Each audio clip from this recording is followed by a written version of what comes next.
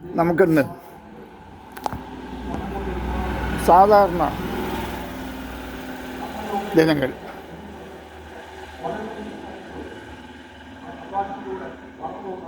അതായത് അധികം പണക്കാരുമല്ല, അധികം പാവങ്ങളുമല്ല, ഇടത്തട്ടുകാർ, അത്തരത്തിൽപ്പെട്ട മനുഷ്യരെക്കുറിച്ച് നമുക്ക് ചിന്തിക്കാം. നമ്മൾ ലോൺ എടുക്കാറുണ്ട്. നമുക്കൊരു ചെറിയ വീട് വയ്ക്കണം. പാരമ്പര്യമായിട്ട് നമുക്കൊരു ചെറിയ വീടുണ്ട്. എന്നാലും ഒരു മോഹം,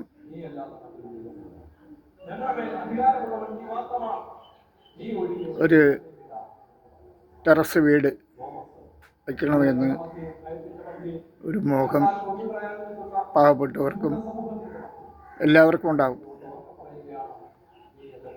അപ്പോൾ ഹൈ ലെവൽ പാർട്ടികളല്ലാത്തവർ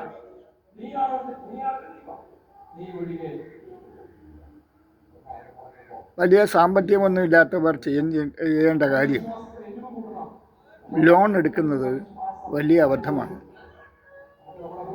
ഒരു 10 ലക്ഷം രൂപയുടെ ഒരു വീട് വയ്ക്കണം. നമുക്ക് തൽക്കാലം ഇപ്പം ജീവിക്കാൻ, താമസിക്കാൻ, കിടക്കാൻ ഒരു ചെറിയ വീടുണ്ട്. അത് നമുക്ക് പാരമ്പര്യമായി കിട്ടിയതാണ്. ഓടിട്ടതായിരിക്കാം, ഓല കെട്ടിയതായിരിക്കാം, ഷീറ്റ് ഇട്ടതായിരിക്കാം, അതല്ലെങ്കിൽ ഏതെങ്കിലും നിലയിൽ ഒരു ചെറിയ കുടിൽ നമുക്കിപ്പോൾ ഉണ്ട്. അപ്പോൾ പെട്ടെന്ന് ഒരു ദിവസം കൊണ്ട് നമ്മൾ ഒരു വീട് വെച്ച് തീർക്കണ്ട. ഓടിപ്പോയി ബാങ്കിൽ നിന്ന് നമ്മുടെ വസ്തുക്കളും രേഖകളും എല്ലാം സബ്മിറ്റ് ചെയ്യുമ്പോൾ നമുക്ക് ഒരു 10 ലക്ഷം രൂപ കിട്ടും. അതിൽ കൂടുതൽ കിട്ടും. ഒരു 10 ലക്ഷം എടുത്തെന്ന് വെച്ചോ.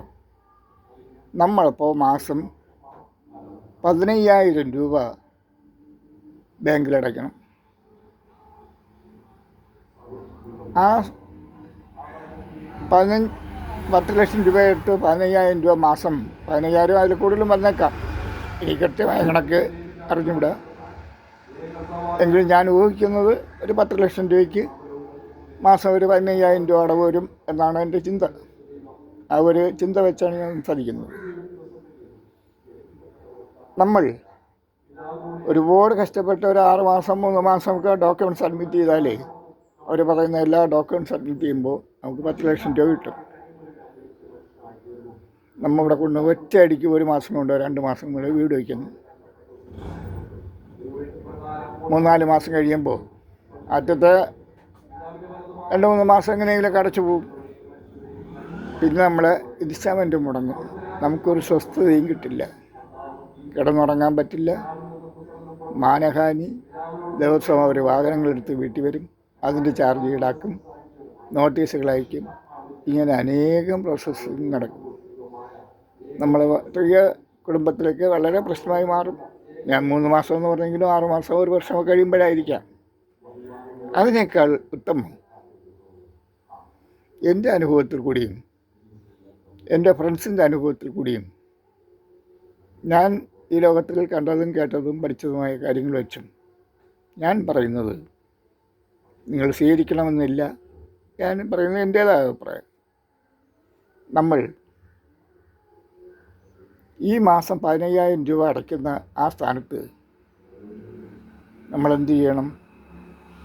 ഈ ലോൺ എടുക്കാതെ ഈ 15,000 രൂപ കൊണ്ട് മാസാമാസം നമ്മൾ വർക്ക് ചെയ്യുക. കുറേശ്ശെ ചെയ്യുക.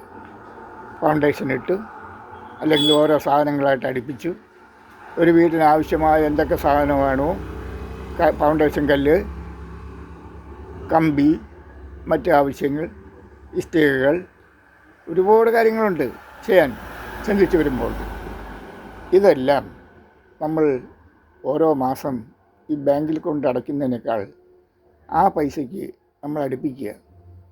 ഒരു 3-4 വർഷം കഴിയുമ്പോൾ നമ്മുടെ അധ്വാനവും, ഇപ്പോൾ റോഡ് സൈഡായിരിക്കില്ല എല്ലാവർക്കും, റോഡ് സൈഡ് ഇറക്കിയിട്ട് കുറേശ്ശെ നമ്മളെടുത്ത് കൊണ്ടുവന്ന് നമ്മുടെയും കൂടെ സഹായത്തോടെ ഒരാളെ നിർത്തി, അല്ലെങ്കിൽ നമുക്ക് സഹായത്തിന് ആവശ്യമുള്ള ആളെ നിർത്തി നമ്മൾ സൈറ്റിൽ സാധനം അടുപ്പിച്ച് നമ്മുടെയും കൂടെ പ്രസൻറ്റിൽ കുഴികൾ ഫൗണ്ടേഷൻ്റെ അടുത്ത് ഇങ്ങനെ സമയമെടുത്ത് നമ്മൾ എന്തായാലും നമ്മളിപ്പോൾ കയറി കിടക്കാൻ നമുക്കൊരു കുടിലുണ്ടല്ലോ. ഒരു 4-5 വർഷമാകുമ്പോൾ നമ്മൾ ലോൺ എടുക്കുന്ന തുകയുടെ വർക്ക് നമുക്ക് ഒപ്പിക്കാൻ കഴിയും. നമുക്ക് സമാധാനവും കിട്ടും. ഇപ്പം സമയമെടുത്താലും കാലതാമസം ഉണ്ടായാലും നമ്മൾ ഈ ഇൻസ്റ്റാൾമെൻറ്റ് അടയ്ക്കേണ്ട തുക കണക്കാക്കി ആ തുകയ്ക്ക് മാസം നമ്മൾ വർക്ക് ചെയ്യാമെങ്കിൽ നമ്മൾ ഉദ്ദേശിക്കുന്നതിനേക്കാൾ നല്ലൊരു വീടും വെക്കാം. നമ്മൾ കടക്കാരനാവില്ല, നമുക്ക് സമാധാനം ഉണ്ടാകും.